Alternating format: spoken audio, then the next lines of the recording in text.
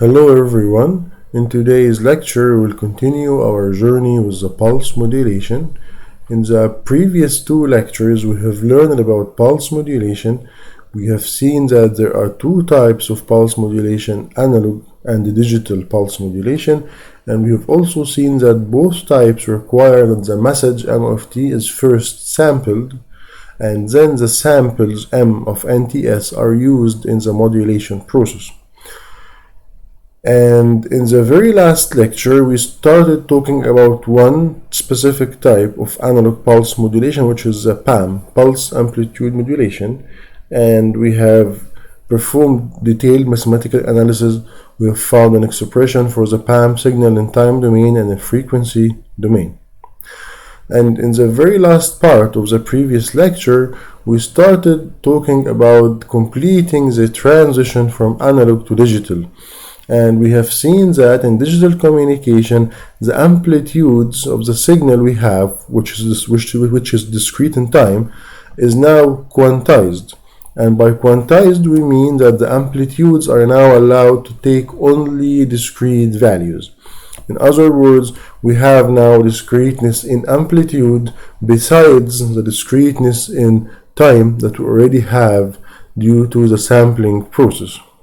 So in digital communication, we have discreteness in time achieved by a sampling process and discreteness in amplitude achieved by the quantization process. And we have discussed the multiple advantages which the digital communications have over analog communication. For instance, the better performance in terms of noise and distortion, the ability to use error control coding, encryption, and so on. We have already talked about these in details in the previous lecture.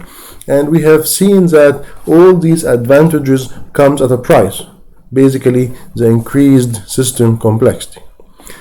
In today's lecture, we will talk about the quantization process, the process which results in discreteness in the amplitude.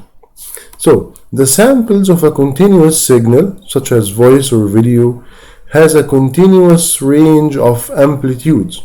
So the sampling process takes samples at n instance 0, ts, 2ts, 3ts. So we have discreteness in time, but the amplitudes have a continuous range.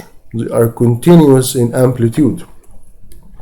In other words, within any finite amplitude range of a signal, we have infinite number of amplitude levels. What does it supposed to mean? Let's move to our whiteboard over here. So let's assume that we have a signal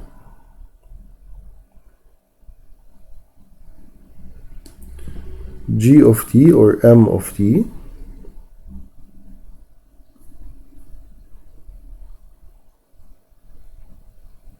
So it has a continuous amplitude range. And now I'm going to talk about the amplitude and forget about the time for a second. So within any range of amplitude, let's say from this range to this range, it's a finite range of amplitude, but it's a continuous range of amplitudes. In other words, if I want to represent this by discrete levels, I will be having infinite number of levels.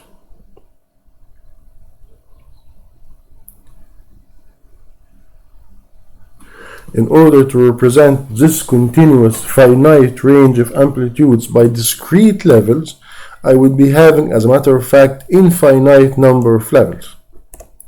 So we have infinite number of levels for any finite amplitude range. However, it's not necessary to transmit the exact amplitudes of the samples. It's not necessary to transmit the exact amplitudes. In other words, we can tolerate some error. We can tolerate some inaccuracy if you wish. How is that? Because any human sense, the ear or the eye, which is the ultimate receiver of any signal, can detect only finite intensity differences. The eye or the ear would not be able to differentiate between very close amplitude levels or very close intensity levels. This will give us the reason why we cannot, why we should not be actually transmitting the exact amplitude. We might be using an approximate amplitude of the sample.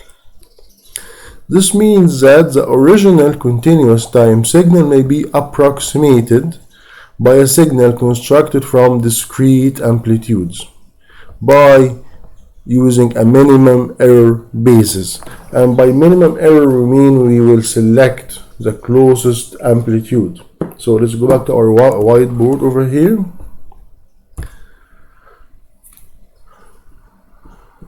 So if this is our message, and let's say we have this kind of discrete amplitude levels which we are going to use to approximate the original message, and let's say the sample we have is over here.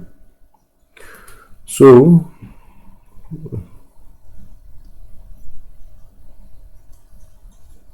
if this is our sample, this value will be represented by either this level or this level. We will choose based on the minimum error. So basically it looks like this sample is closest to the level below, so we will choose this level to represent this sample. This is what's meant by minimum error basis. So basically we will be using an approximated version of the signal by having discrete amplitudes, and we will select these discrete amplitudes by using a minimum error basis. We will choose the level which will provide us with minimum amplitude error. This basically will result in a finite number of discrete levels of amplitude, Vk, where K goes from 1, 2, 3 up to L, and L is a total number of amplitude levels used in a quantizer. A quantizer is a device that performs a quantization process.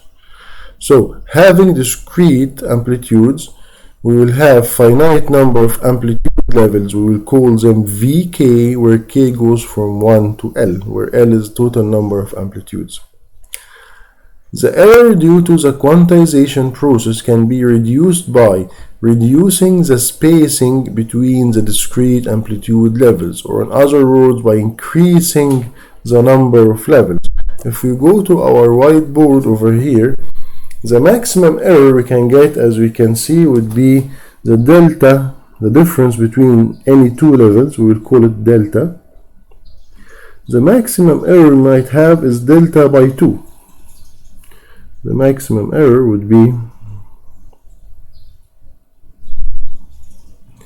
delta by 2. So if we increase the number of levels, if we have more levels, we will reduce delta, and hence we will reduce the maximum error.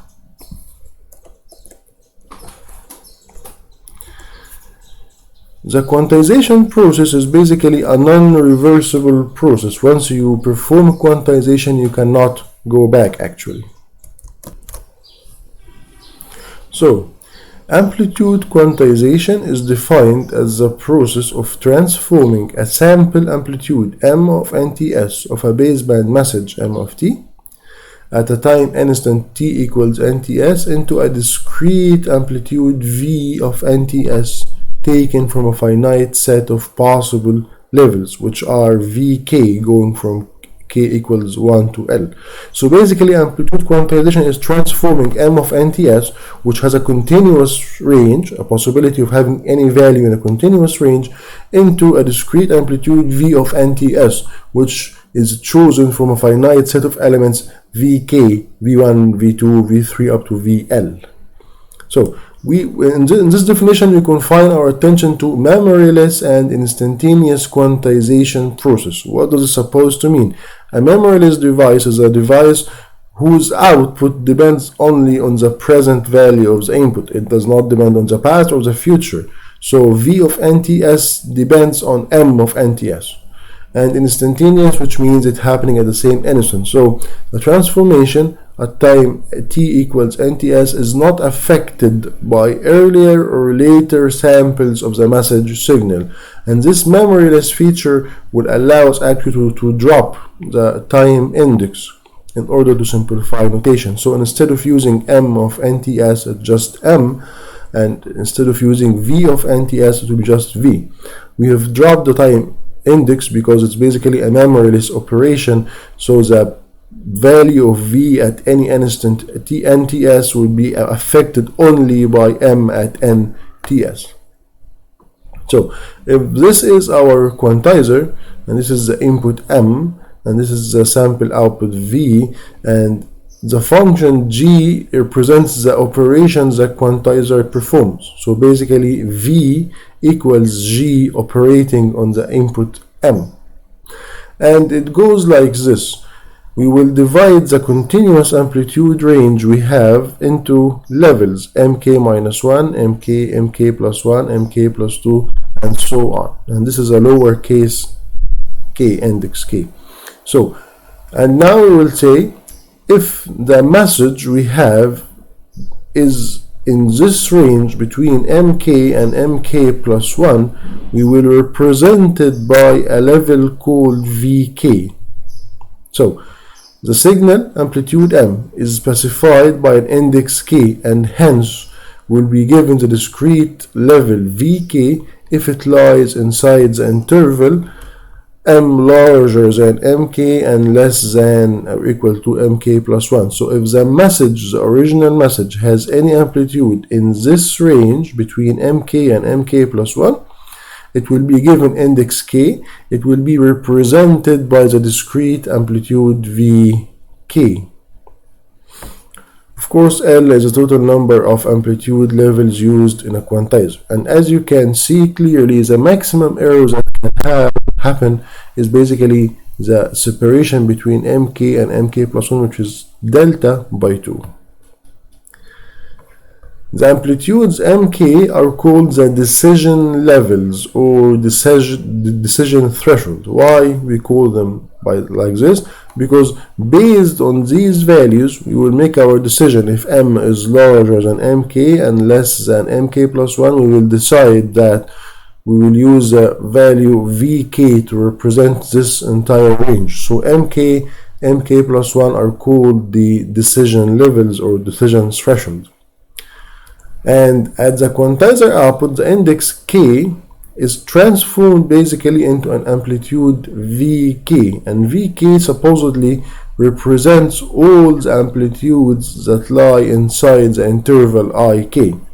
So basically any amplitude within this range in this interval ik between mk and mk plus 1 is represented by vk. That's why the levels vk are known as the representation levels. They represent any amplitude in this range. It represents all the amplitudes that lie inside the interval ik. That's why these amplitude levels vk are called the representation levels or reconstruction levels, and the spacing between any two adjacent levels are called the quantum or the step size, which we have called delta, and the maximum error that might happen is delta by 2. That's why we've said if you want to reduce the quantization error, you need to increase the number of levels and hence reduce the step size. The quantizer output V will be given a value Vk if the input signal M belongs to the interval Ik, where Ik is basically having the value of M larger than Mk and less than Mk plus 1. This mapping V equals G of M is called the Quantizer Characteristics. The relation between the input M and the output V is called the Quantizer Characteristics. And this Quantizer Characteristics is described by a staircase function. And a staircase function is basically a function that would look like this. If this is the input and this is the output,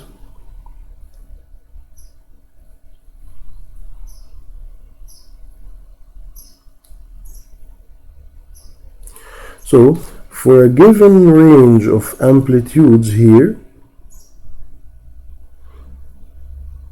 we will have one output level, and for a given range of amplitudes we will have only one corresponding output level, and for a given range of amplitudes for the input we'll have another output level, and so on. So it's like a staircase. So let's say if this is mk and this is mk plus 1. Now if our message lies in this range between mk and mk plus 1, the corresponding output, which is called vk, this will be the output. And now in another range from mk plus 1 to mk plus 2, the output will be vk plus 1, and so on. That's why it looks like a staircase, like this one. And this part of a staircase is called the rise, and this part is called the tread. So this is the tread, and this is the rise. So quantizers basically can be uniform or non-uniform. By uniform quantizers, we mean that the separation or the difference between consecutive levels are equal, whereas in non-uniform quantizers, the separation between levels is not equal. It changes with the amplitude. So in a uniform quantizer, the representation levels Vk are uniformly spaced. Otherwise, the quantizer is called non-uniform.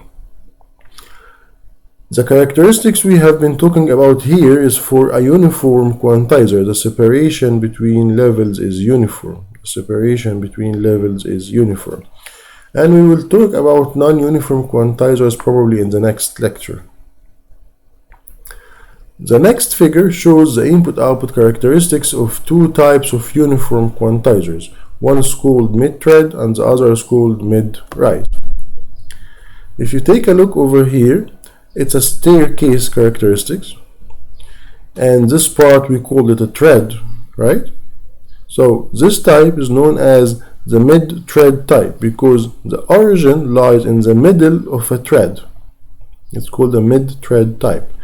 And this part of a staircase we call it a rise, and this type of quantizer will be called mid-rise quantizer because the origin lies in the middle of a rising part of the staircase. So mid-tread and mid-rise.